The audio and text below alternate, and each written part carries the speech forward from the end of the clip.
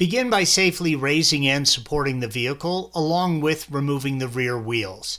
Please follow the link provided at the end of this video for additional assistance with those tasks if needed. On each side of the vehicle, the sway bar red arrow is held in place by a drop link blue arrow and the sway bar mount green arrow.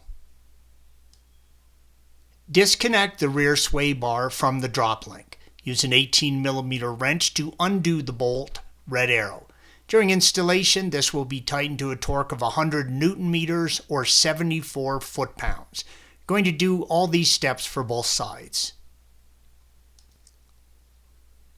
Use two 16mm wrenches to undo the two bolts, red arrows, holding the rear sway bar mount to the chassis.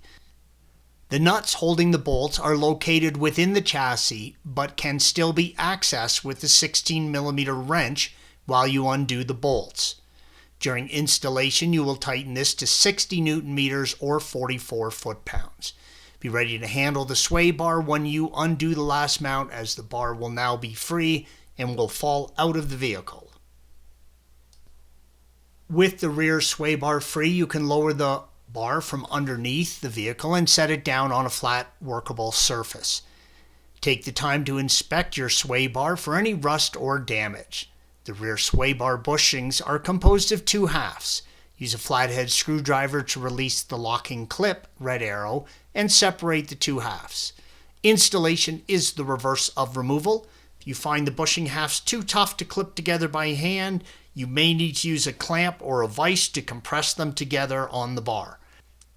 During installation, make sure the seams of the bushing's halves, blue arrow, match the seams of the rear sway bar mounts and chassis. Thanks for watching. Be sure to subscribe to our channel and check out another video in this series.